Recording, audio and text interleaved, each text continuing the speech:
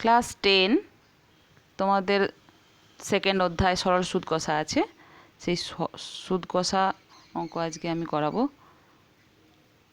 সরল সুদ। সরল সুদ কি?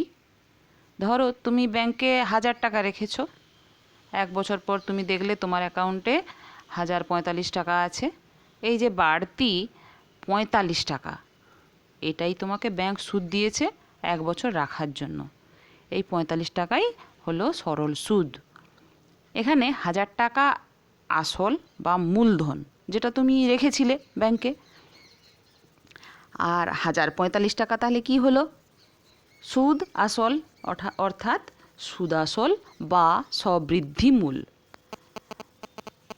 অর্থাৎ যত টাকা ধার দিয়েছ বা নেওয়া বা গচ্ছিত রাখা হয়েছে, এটাই হচ্ছে আমাদের এখানে আসল বা মূলধন। সরল সুদ কষা করতে গেলে একটা সময়ের ব্যাপার থাকে। সেই সময়টা কি? যত সময়ের জন্য আমি ওই আসলটা জমা রাখবো বা কাউকে ধার দেব বা কারো কাছ থেকে ধার নেব, সেটাই হলো সময়। সুদ তো বললাম সরল সুদ কি। এইবার এর সঙ্গে আরও কিছু আমাদের জানার দরকার হয়।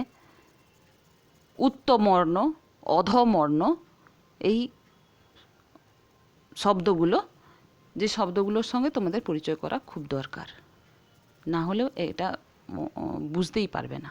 উত্তমবর্ণকে যে ব্যক্তি বা সংগঠন টাকা ধার দেন তাকে বলা হয় উত্তমবর্ণ, আর যে ব্যক্তি টাকা ধার নেন বা ধার করেন তাকে বলে অধমবর্ণ। আমরা আজ এই পর্যন্তই থাক। এরপরে আমি উদাহরণ সহযোগে তোমাদের অনুশীলনীর যে অঙ্কগুলো আছে সেগুলো করাবো।